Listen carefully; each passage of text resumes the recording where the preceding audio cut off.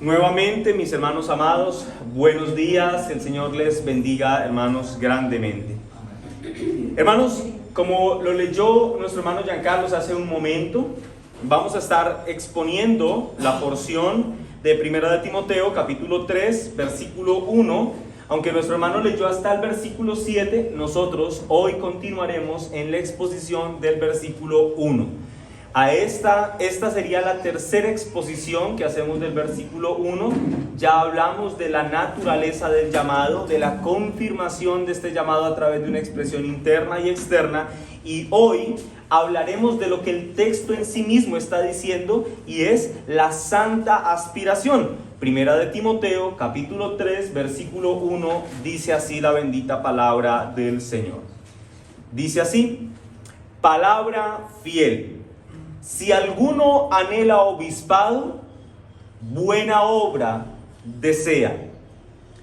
Recordemos, hermanos, para estar en contexto de lo que significa este texto, es importante recordar el contexto. Recordemos que el apóstol Pablo viene de darle en los dos primeros capítulos de la carta a Timoteo instrucciones precisas a Timoteo en torno a cómo se debe regir el culto público dentro de la iglesia, en qué partes del culto los hombres tienen que intervenir y en qué parte las mujeres no tendrían que hacerlo, o más bien deberían abstenerse. El apóstol Pablo nos habla del rol del hombre y del rol de la mujer al interior de la iglesia. Pero esto ocurre en el capítulo 2. Ahora, en el capítulo 3, que es el que estamos iniciando, el apóstol Pablo en toda esta sección del capítulo 3 se va a detener para hacer una exposición amplia respecto a las demandas bíblicas que la Escritura está haciendo para aquellos que aspiran a servir de manera oficial dentro de la iglesia, es decir, los pastores y los diáconos. Y esencialmente lo que el apóstol Pablo explica en este capítulo tiene que ver con que los aspirantes al ministerio y quienes sirvan en el ministerio deben ser espiritual y moralmente aptos para el desempeño de una labor dentro de la iglesia. Deben ser espiritual y moralmente aptos para servir al Señor. Por esa razón, él inicia el capítulo 3, el versículo 1 con la siguiente expresión: palabra fiel. Y esto ya lo hemos dicho en un par de sermones, pero lo quiero recordar. La expresión palabra fiel es uno de los 5 dichos fieles que el apóstol Pablo utiliza en las epístolas pastorales, es decir, en Primera de Timoteo, Segunda de Timoteo y en la carta a Tito. Esta expresión palabra fiel, o este dicho corriente, también se conocía como máximas de sabiduría o como proverbios corrientes. ¿Qué significaba esto? La expresión palabra fiel era algo que la iglesia ya sabía. Es decir, era algo que era ciertísimo para todos los que lo estaban escuchando. Así que cuando el apóstol Pablo dice palabra fiel, lo que va a decir a continuación de la expresión palabra fiel es algo que toda la iglesia debe tener impregnado en su memoria. ¿Sí me voy a entender, hermanos? No es algo extraño, no les va a revelar una novedad doctrinal. No les va a decir algo que ellos van a ponerse la mano sobre la cabeza y van a decir: oh, esto nunca lo habíamos escuchado. No, lo que él está haciendo es explicarles algo que toda la iglesia tenía que tener impregnado en su corazón. Eso significa la expresión palabra fiel. Una verdad que no puede ya ser discutida porque ya ha sido corroborada hasta la saciedad. Pero ¿qué es lo que está diciendo a continuación? ¿Qué es esa verdad que todo el mundo debe tener en mente? Que si alguno anhela obispado, buena obra desea. Algunas personas, al leer este texto, interpretan que la expresión buena obra desea en relación al anhelo del aspirante es una atribución del apóstol Pablo exclusiva para elogiar al aspirante por el hecho de aspirar. Algunos dicen: mira, este texto es un reconocimiento que el apóstol Pablo está haciendo a los aspirantes al ministerio por el hecho de que ellos lo aspiren. Los está elogiando por querer ser ministros de la iglesia de Cristo. Sin embargo, una lectura detenida del texto nos deja ver que esa no es la única interpretación con la que se debe leer el texto. Lo quiero explicar así. La buena obra de la que está hablando el apóstol Pablo también puede traducirse con la siguiente expresión: noble causa. Noten esto: la aspiración está vinculada a la buena obra o a la noble causa. En otras palabras, hermanos, lo que el apóstol Pablo está describiendo como bueno o como noble no es el oficio de obispo o de pastor o de anciano en sí mismo, sino que lo que define, es el oficio, no el esfuerzo del individuo. Lo voy a repetir otra vez. Lo que él está definiendo como buena obra no es el esfuerzo del individuo por querer ser obispo, ministro, pastor, maestro, como ustedes lo quieran llamar.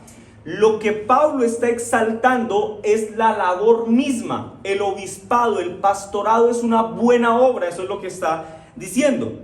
Pero, escuchen esto, ciertamente tendríamos una hermenéutica muy defectuosa y quizá podríamos decir que injusta si desconocemos que de alguna manera Pablo sí está de alguna forma elogiando al que aspira esa buena obra. ¿Y por qué sabemos esto? Porque tenemos evidencia bíblica para creerlo y porque tenemos evidencia histórica también para corroborarlo. Recuerden, hermanos, que cuando estas palabras fueron pronunciadas en el establecimiento de la iglesia primitiva. En ese momento, hermanos, desear servir como ministro oficial de la iglesia de Cristo significaba o era sinónimo de sufrimiento.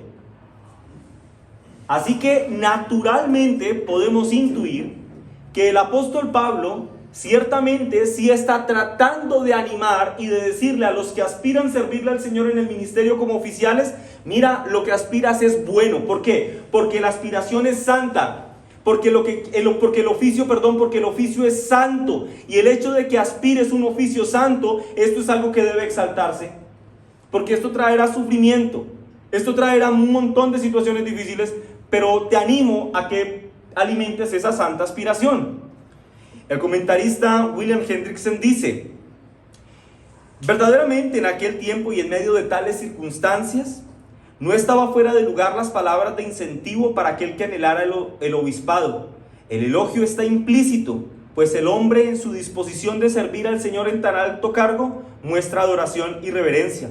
El oficio ciertamente era una tarea noble, y aún lo es, dice Hendrickson, pero nunca lo fue más que en aquellas primeras épocas, en aquellas primeras décadas de la historia de la iglesia. Y ustedes probablemente han leído libros de historia en donde han leído historias fascinantes, algunas muy conmovedoras y otras muy tristes, de hombres piadosos que amaban al Señor y que incluso estuvieron dispuestos a entregar su propia vida de formas impresionantes, terminar siendo martirizados por ejercer la labor como ministros de la iglesia de Cristo. Así que conviene las palabras de ánimo y convienen las palabras de aliento cuando lo que podía venir como consecuencia de servir al Señor era la muerte misma. Muchos hombres han sufrido innumerables trabajos y persecuciones, aflicciones, e incluso han perdido hasta su propia vida por ejercer esta santa labor, servir a Cristo en el ministerio como oficiales. En otras palabras, mis hermanos, teniendo en cuenta las dificultades a las que se enfrentaban los aspirantes al ministerio, debemos recordar que dicha aspiración debe ser una aspiración sobria, debe ser una aspiración sensata. Es decir, lo que quiero decir acá, mis hermanos, es que nadie debe aspirar al ministerio respondiendo a un impulso emocional de su corazón. La disposición de servir a Cristo en el ministerio y de ser un esclavo de Cristo y de su iglesia debe ser el fruto de una profunda autorreflexión a la luz de las Sagradas Escrituras y no a la luz de las demandas engañosas del propio corazón del hombre.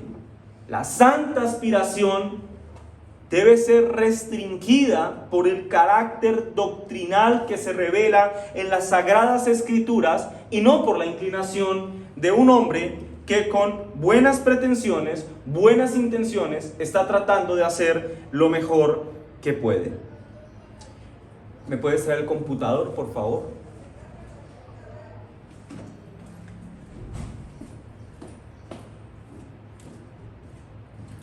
Así que conviene recordarle a todos los varones que aspiran al ministerio que aquel que servirá a Cristo en el ministerio, dicen las Escrituras, recibirá un juicio más estricto que el resto de los hombres. Por eso la aspiración santa debe ser una aspiración sensata. Mira, yo aspiro a servir a Cristo en el ministerio. Bueno, ¿aspiras a servir como ministro? Sí. Debes saber que tú recibirás un juicio más estricto que todos los hombres. Santiago capítulo 3 versículo 1 dice: hermanos míos, no os hagáis maestros muchos de vosotros, sabiendo que recibiréis mayor condenación.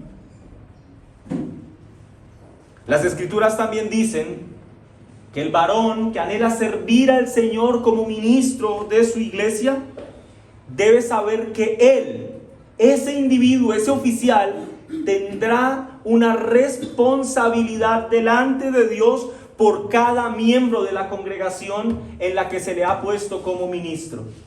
Él será responsable delante de Dios por cada persona que hace parte de la congregación. La palabra de Dios en Hebreos capítulo 13 versículo 17 dice: obedeced a vuestros pastores y sujetaos a ellos, porque ellos velan por vuestras almas. Escuchen esto: como quienes tienen que dar cuenta, para que lo hagan con alegría y no quejándose, porque esto no es provechoso.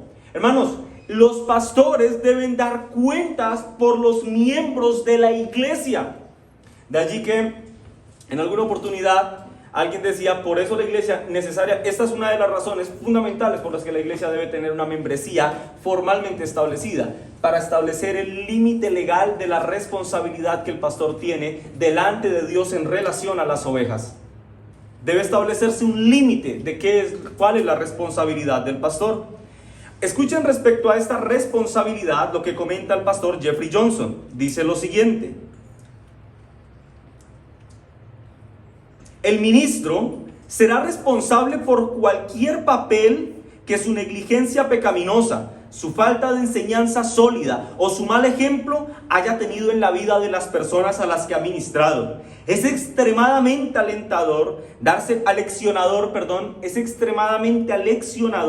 darse cuenta de que cada adición a la iglesia, es decir, cada persona nueva que viene a la iglesia y se hace miembro de la iglesia, dice Jeffrey Johnson, aumenta la responsabilidad y la rendición de cuentas que el ministro tendrá que rendir ante el tribunal de Cristo.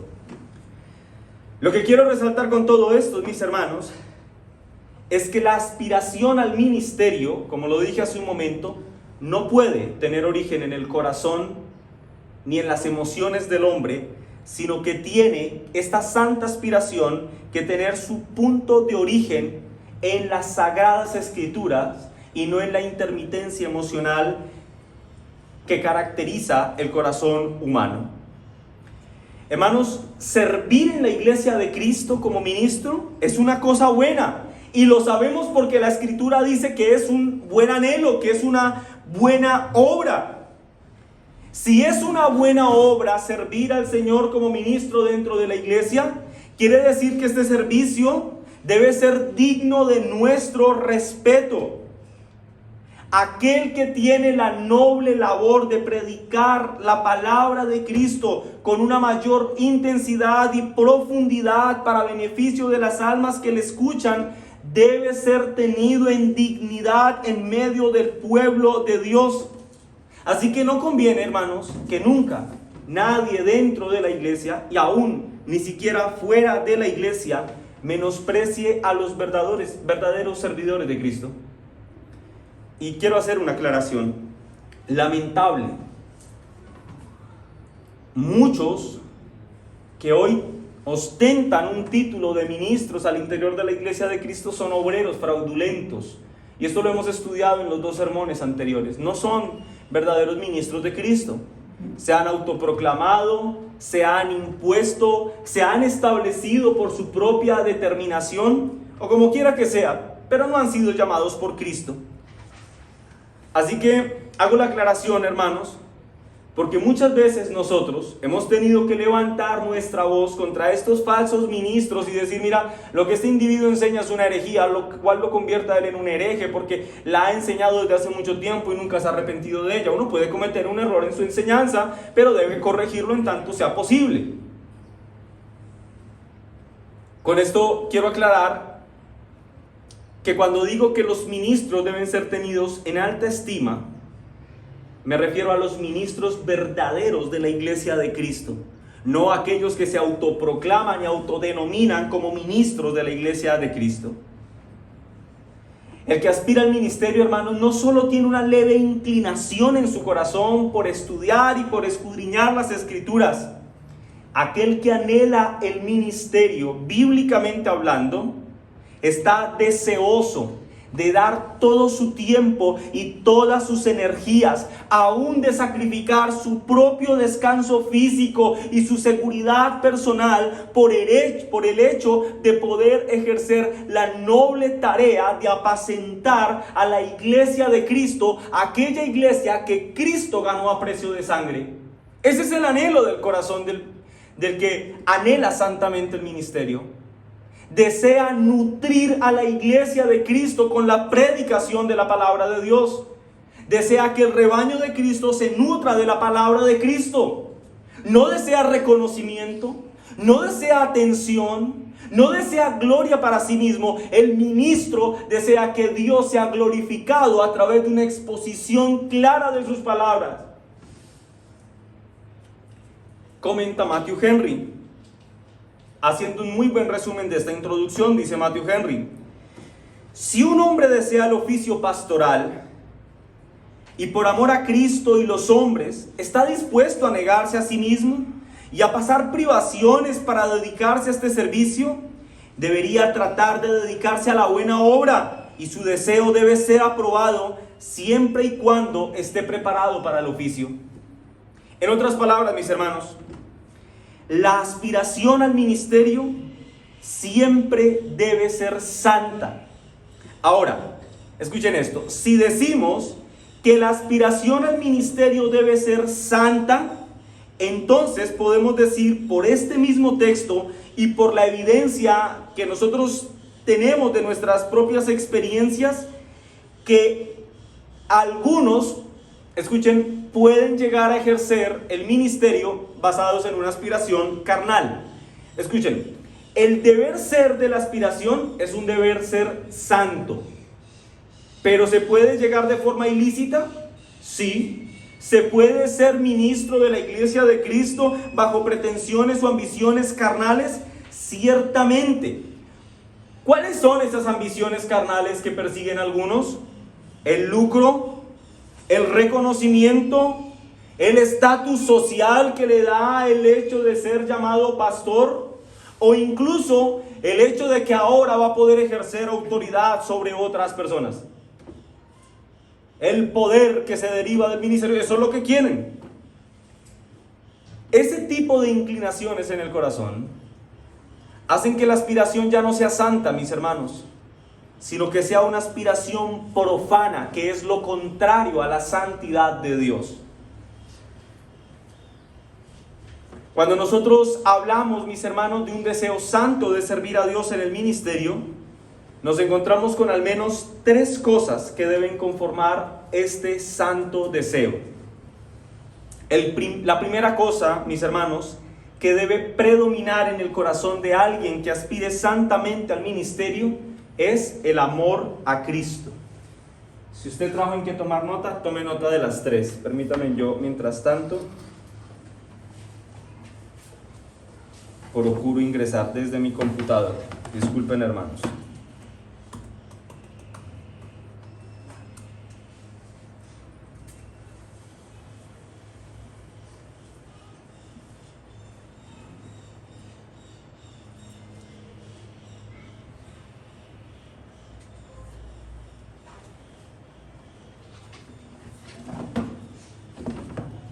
Por alguna razón no guardo la última actualización. Siempre yo le estoy haciendo modificaciones antes de... Y cuando empecé a leer el manuscrito me di cuenta que no tenía características que había agregado al final. Entonces, bueno, vamos al punto, mis hermanos. Ahora sí ya también un poco yo más tranquilo. Hermanos, el deseo santo del ministerio debe ser caracterizado por tres cosas en particular. O sea, un hombre que aspira al ministerio... Yo sé que a partir del versículo 2, el apóstol Pablo va a desarrollar la idea de los requisitos particulares, pero para que esos requisitos puedan ser reales en la vida de un hombre, la aspiración debe ser santa. Es decir, si no hay una santa aspiración al ministerio, él no puede cumplir estos requisitos. Eso es como si dijéramos, él pueda que tenga muchas cualidades que aparezcan en estos requisitos, pero no haya sido llamado por Cristo al ministerio. Aunque predique muy bien, si no ha sido llamado por Cristo, estaría ejerciendo la labor de forma ilegítima.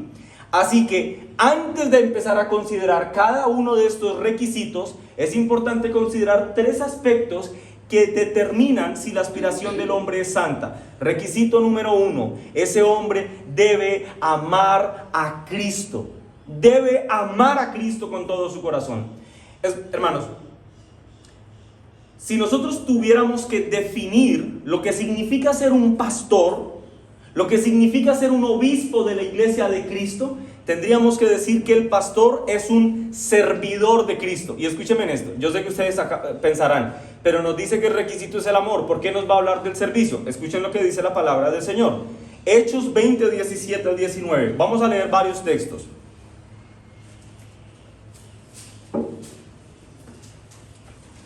Los de Biblia rápida me acompañan.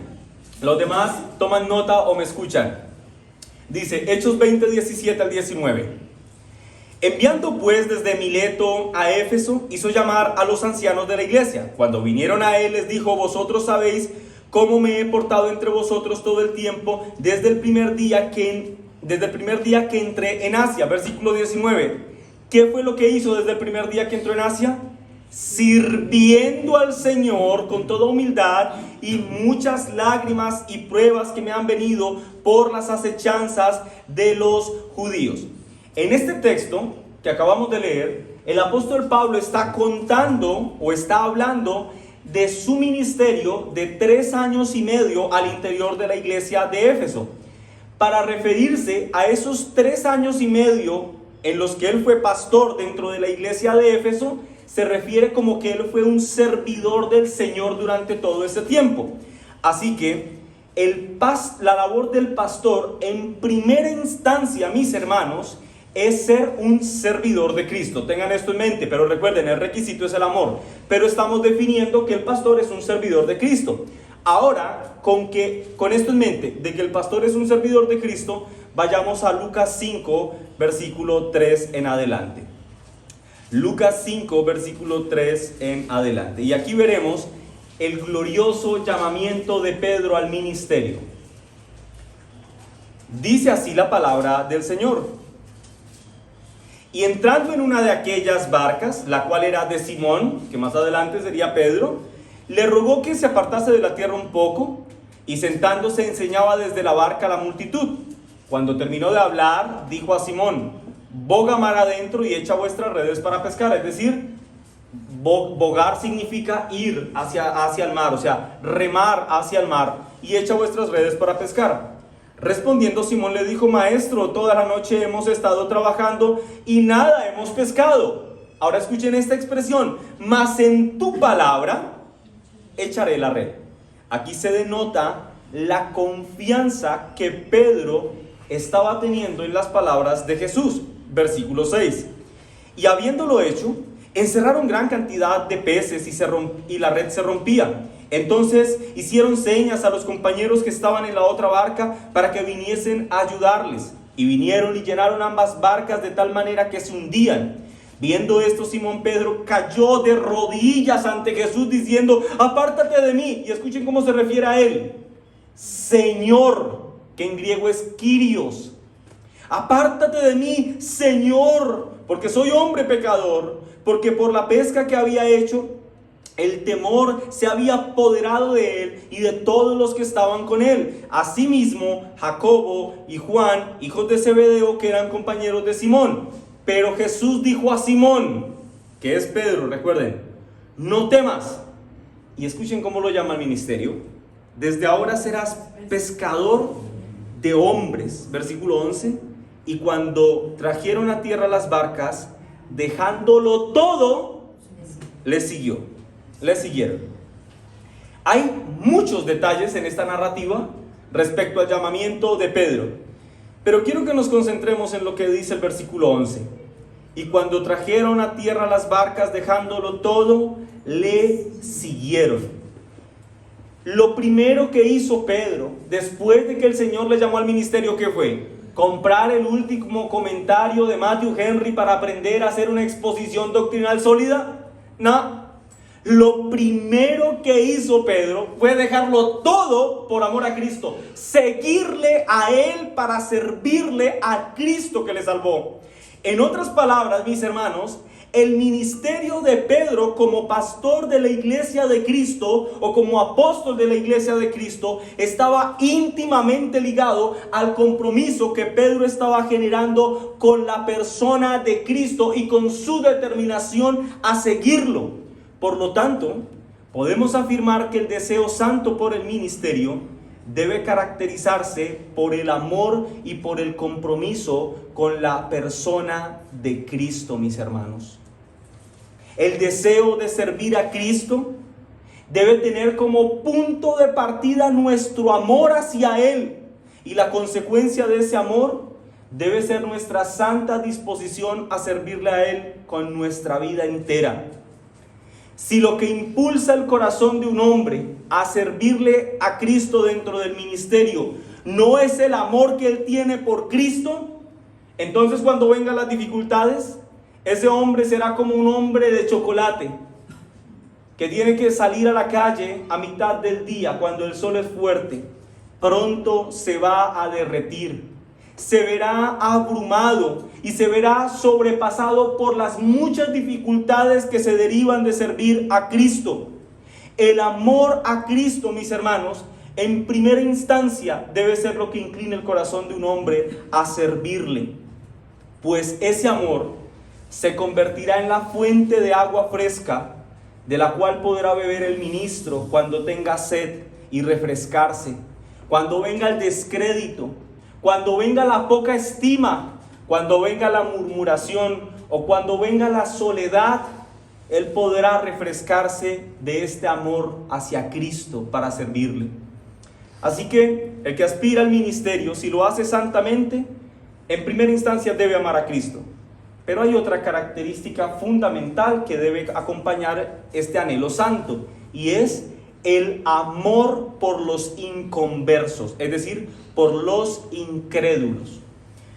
Un deseo santo por servir a Cristo dentro del ministerio cristiano de la predicación de su palabra como ministro oficial debe tener un gran punto de apoyo en el hecho de que a través de ese ministerio Dios llevará a muchas almas perdidas a la salvación, y eso debe motivar a ese hombre a predicar la palabra de Dios, que a través de la proclamación fiel de la palabra de Dios otros vendrán al arrepentimiento. Quiero que veamos este amor por los inconversos en el llamamiento de Mateo, Lucas 5:27, hermanos.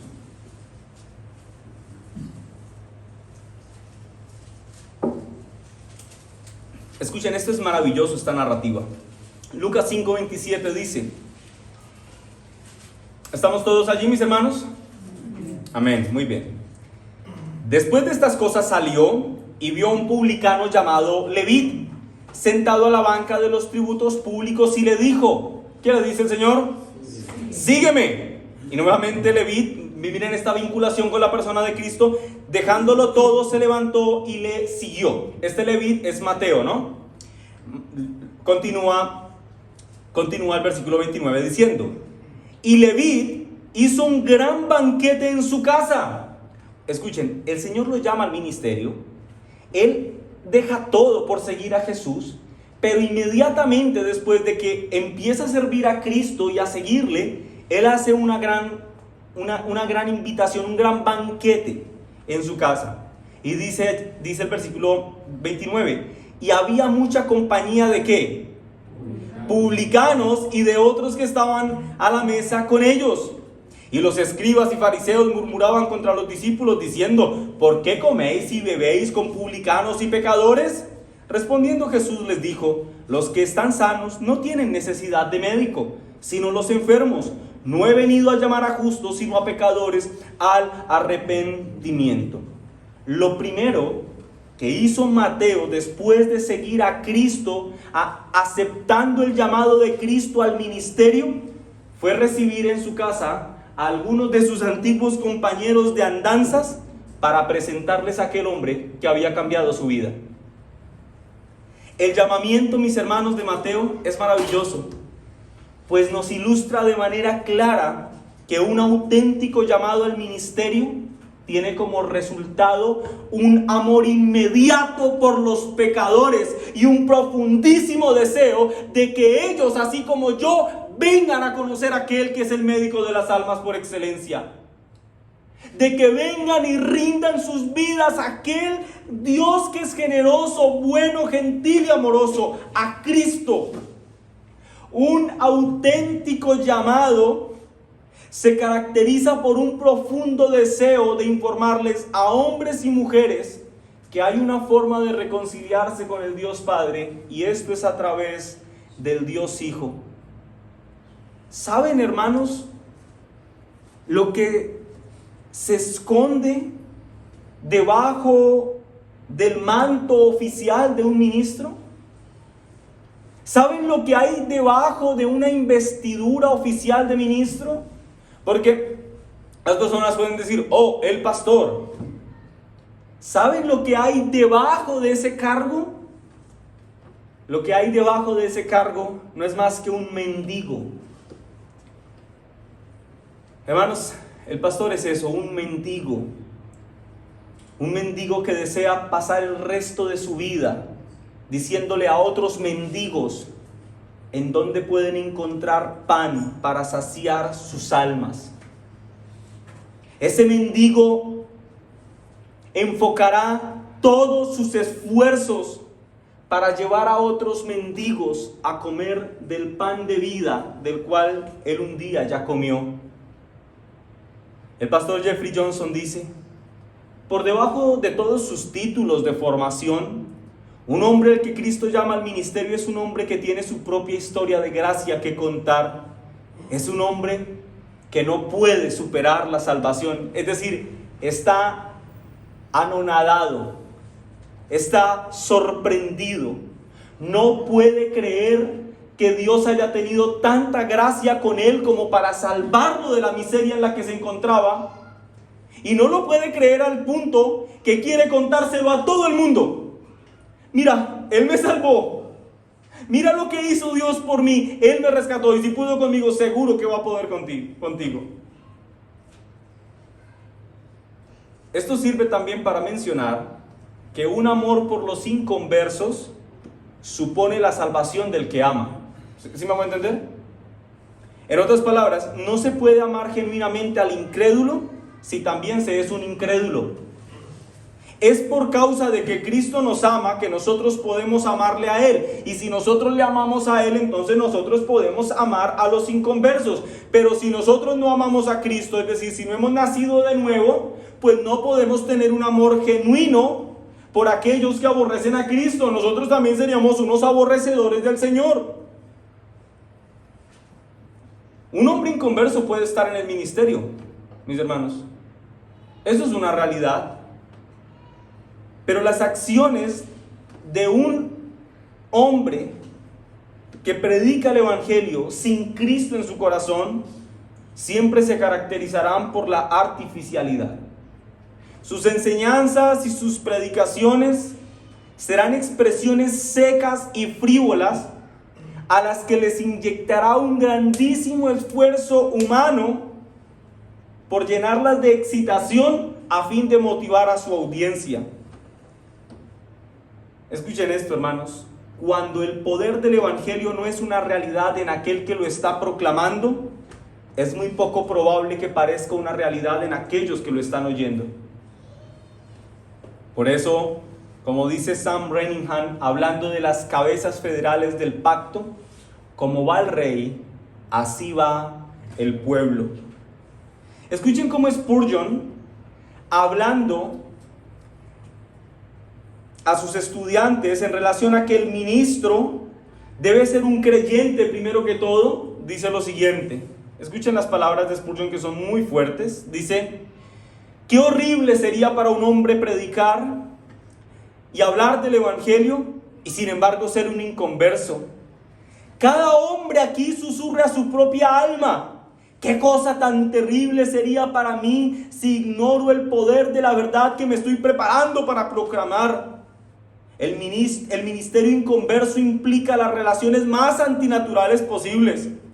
Un pastor sin gracia es un ciego elegido para dar cátedra de óptica, filosofando sobre la luz y la visión, disertando a otros sobre los bonitos matices y las delicadas mezclas de colores prismáticos, mientras él mismo está absolutamente a oscuras.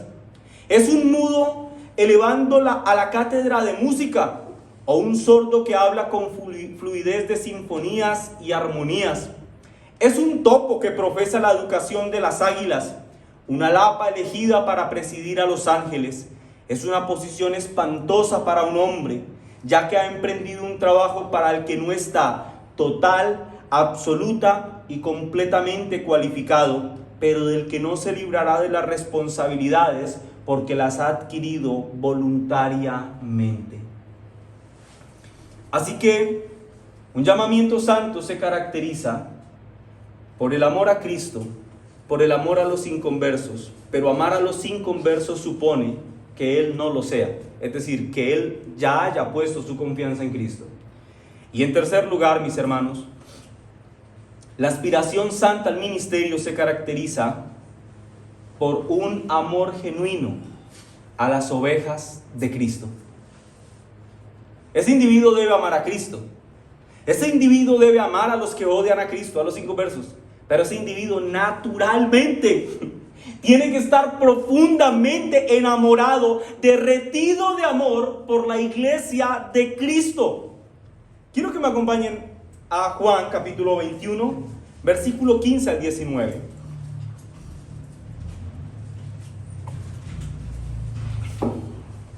Juan 21, 15 al 19. Este es el relato de la restauración de Pedro. ¿Recuerdan? Pedro niega 3 veces al Señor. ¿Y el Señor qué hace? ¿Lo deja allí a su suerte? No, el Señor viene y lo restaura. Juan 21, 15 al 19. ¿Estamos allí, hermanos? Leamos el versículo 15. Cuando hubieron comido, Jesús dijo a Simón Pedro: Simón, hijo de Jonás. ¿Qué le pregunta? ¿Me amas más que estos? Le respondió: sí, Señor, tú sabes que te amo. ¿Ven el primer elemento? Pedro ama al Señor. Bueno, ¿qué le responde el Señor? Él le dijo: apacienta a mis corderos. Volvió a decirle una segunda vez: Simón, hijo de Jonás, ¿me amas? Nuevamente le pregunta lo mismo. Pedro respondió: sí, Señor, tú sabes que te amo. Él le dijo: pastorea mis ovejas. La tercera vez: ¿me amas? Pedro se entristeció de que le dijese lo mismo por 3 veces y le dijo: tú lo sabes todo, tú sabes que te amo. Y Jesús nuevamente le dice: apacienta a mis ovejas. Y luego agrega: de cierto te digo que cuando eras joven te ceñías e ibas a donde querías, mas cuando ya seas viejo extenderás tus manos y te ceñirá otro y te llevará a donde no quieras. Esto dijo dando a entender con qué muerte habría de glorificar a Dios, y dicho esto añadió: sígueme. Qué relato tan maravilloso. En este relato, el Señor le pregunta 3 veces, Pedro, ¿me amas? Y él que responde las 3 veces, claro que te amo, Señor, yo te amo. Y ese es el punto número 1 del sermón. Pedro amaba al Señor. La prioridad de su ministerio se fundamentaba en el amor a Cristo y la devoción a su santa persona. Pedro, ¿tú me amas? Sí, Señor, te amo. La tercera vez se entristeció y dijo, básicamente le dice, ¿por qué me estás preguntando esto si tú sabes que yo te amo, Señor? Pero a lo que quiero que ustedes lleguen, hermanos, es a ver las 3 contrarrespuestas que el Señor le da a Pedro. Las 3 veces que Pedro le dice, te amo, el Señor entonces le responda, bueno, si me amas, entonces, ¿qué debes hacer, Pedro? Si tú realmente me amas, apacienta, cuida, pastorea mi rebaño. Noten esto, hermanos. Amar a Cristo está estrictamente vinculado con el amor a la iglesia. ¿Lo vieron? Amar a Cristo se vincula estrictamente con el amor a la iglesia. Hace unos días alguien escribía algo como que mira, sí, las personas pueden ir a la iglesia, pero eso no los va a hacer salvos. Lo que me hará salvo es mi confianza en Cristo. Y eso es una frase un tanto engañosa y un tanto, digamos, deshonesta con la verdad. Yo generalmente nunca respondo a sus comentarios, pero esta vez no me aguanté y le escribí, le dije, tienes razón. Porque es una persona cercana, le dije, tienes razón, ir a la iglesia no va a salvar a nadie, pero nadie que no haya sido salvo dejará de ir a la iglesia. Nunca. Porque el amor a Cristo se exterioriza a través del amor a su iglesia. Pedro, ¿me amas? Sí. Ok, apacienta mis ovejas, ama a mi iglesia. Si es real tu amor, entonces cuida de mi iglesia. Apacienta a mi iglesia, aquella que compré a precio de sangre. Un amor genuino para Cristo, a Cristo, se evidencia a través de un amor genuino a la iglesia de Cristo. Así que si un hombre aspira al ministerio, debe amar a la iglesia de Cristo. Debe tener las más profundas y genuinas intenciones de cuidarla y de pastorearla. Aún cuando cuidar a la iglesia de Cristo implique que las prioridades personales de ese individuo tengan que pasar a un tercer, cuarto, quinto, sexto, 10º plano. Porque para él lo más importante será cuidar de la iglesia de Cristo. Por eso el pastor debe dedicarse al pastoreo y nada más que eso. El pastor debe olvidar sus aspiraciones políticas, sus pretensiones económicas, porque debe rendirse al cuidado de la iglesia de Cristo. Eso no quiere decir que no pueda desempeñarse en otras cosas, pero la prioridad de su vida será servir a la iglesia de Cristo. Cuando el anhelo es santo, mis hermanos, ese anhelo retumba en la mente del aspirante todo el tiempo, sin importar el costo que esto implique. Quiero que lean nuevamente el versículo 18 y 19.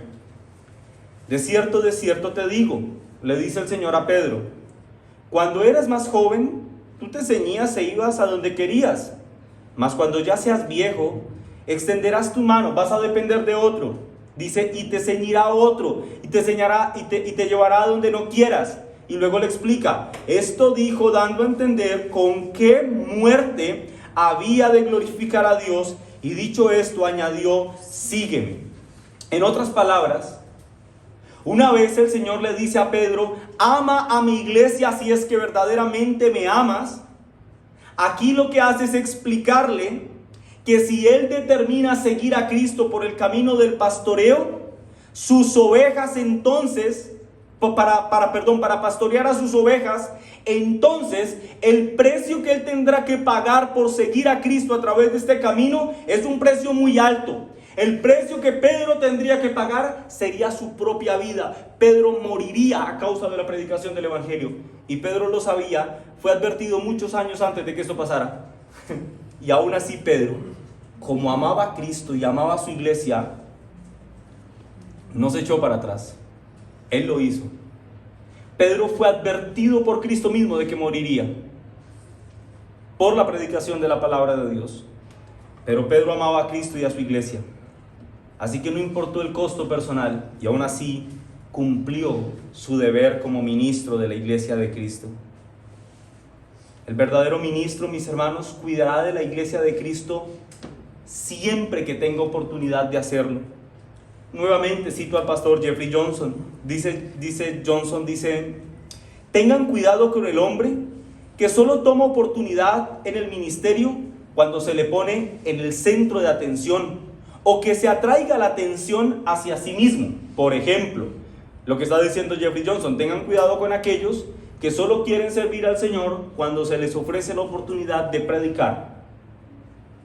Luego agrega, nunca pongan a un hombre en el ministerio para amar a las ovejas, sino pongan a un hombre en el ministerio que esté profundamente enamorado de las ovejas de Cristo.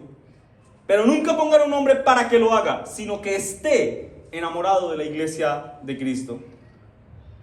Quiero que escuchen, hermanos, cómo el apóstol Pablo habla de Timoteo y de su ministerio a la iglesia de Filipos. En Filipenses capítulo 2, versículo 19, dice Pablo de Timoteo: espero en el Señor Jesús enviaros pronto a Timoteo, para que yo también esté de buen ánimo al saber de vuestro estado. Y miren lo que dice de Timoteo: pues a ninguno tengo del mismo ánimo y que tan sinceramente se interese por vosotros, porque todos buscan lo suyo propio, no lo que es de Cristo. Pero ya conocéis los méritos de él, que como hijo a padre ha servido conmigo al evangelio. Mira, Pablo está diciendo, mira, Timoteo no está buscando lo suyo propio.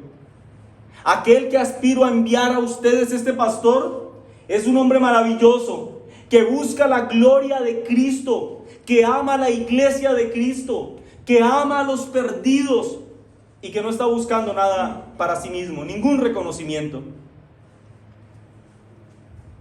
Una vez le escuché al pastor Sugel Michelén decir que cada varón dentro de la iglesia, varones hermanos, que cada varón dentro de la iglesia debe considerarse a sí mismo como llamado por Cristo al ministerio, hasta que se demuestre lo contrario.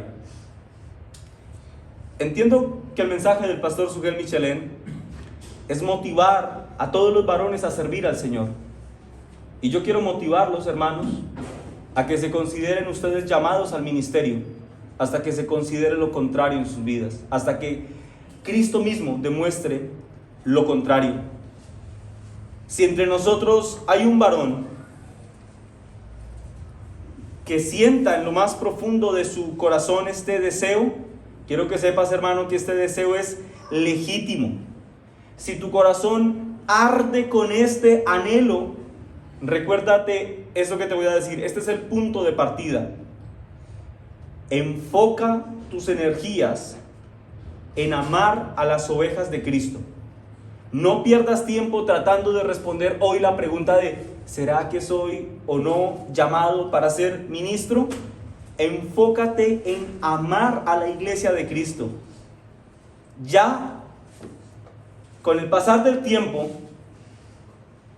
el Señor mismo, Cristo mismo, te ayudará a clarificar tus ideas y te dará el discernimiento interno para saber si realmente has sido llamado. Cristo mismo le dará el discernimiento a la iglesia para identificar si en ti hay un llamado interno a través de un llamado externo. Pero mientras tanto, si tú anhelas servir a Cristo en el ministerio, enfócate en servir con un corazón amoroso a la iglesia de Cristo. Y si el designio del Señor es que tú vengas a ser un ministro de su palabra, esto se evidenciará porque cuando Cristo venga a confirmar que esto ha ocurrido en ti, tú serás hallado corriendo detrás de las ovejas de Cristo, juntando el rebaño, amándolas en todo momento. Y entonces, como explicamos en un sermón anterior, esas ovejas a las que tú estás cuidando, espontáneamente reconocerán que Dios ha dado un pastor a la iglesia. Espontáneamente. Muchos hermanos, muchos hombres hablan de una santa aspiración al ministerio, mientras se rascan el ombligo, mientras actúan con fría indiferencia en relación a la iglesia. Esto que voy a decir no es una acusación contra los seminarios, es una acusación contra la forma en la que algunos han interpretado la función de los seminarios. Algunos piensan que ir al seminario hace que un hombre sea pastor, y eso no es así. Ser graduado de teología, magíster en teología, no hace a nadie pastor. Ese hombre debe amar a Cristo. Ese hombre debe amar a los perdidos.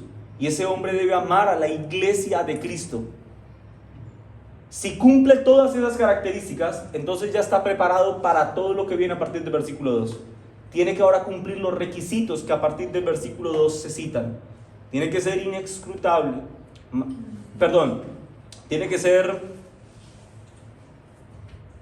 Se me fue la palabra. Versículo 2. Irreprensible. Gracias, mi hermano. Tiene que ser irreprensible. Y en adelante todas las que se derivan de esa irreprensibilidad. Pero si no se cumplen estas tres características, ese hombre no está preparado para el ministerio. Hermanos, que el Señor bendiga la predicación de su palabra, y ruego al Señor para que por su gracia Él traiga luz a esta iglesia local, para que entendamos la importancia del llamado al ministerio y los cuidados que debemos tener en relación a dicho llamado, para que entendamos cuáles son las características básicas que deben predominar en el corazón de un aspirante: amar a Cristo, amar a los incrédulos y amar a la iglesia de Cristo. Hermanos, el corazón del aspirante debe arder de amor por Cristo. Debe haber compasión por los que mueren y van al infierno sin Cristo. Y debe haber un profundísimo sentimiento de amor por la iglesia de Cristo. Iglesia IBR Monte Calvario, es importante que roguemos al Señor para que Él envíe más obreros a su mies, para que de entre esta misma iglesia se conformen pastores conforme al corazón del Señor, que cuiden a su iglesia como el Señor lo ha establecido en la palabra. Pero también es importante que roguemos para que el Señor traiga en un acto de compasión más ovejas a la iglesia que demanden la asistencia de esos nuevos obreros. Roguemos al Señor y démosle gracias, mis hermanos. Amén. Padre, te damos gracias, oh Rey, por la oportunidad que nos concedes, Señor, de estar delante tuyo y de poder nutrir nuestros corazones a través de tu bendita palabra. Señor, te ruego para que todos los hermanos, incluyendo a las hermanas, den especial valor a esta instrucción en su corazón. Ruego, Señor,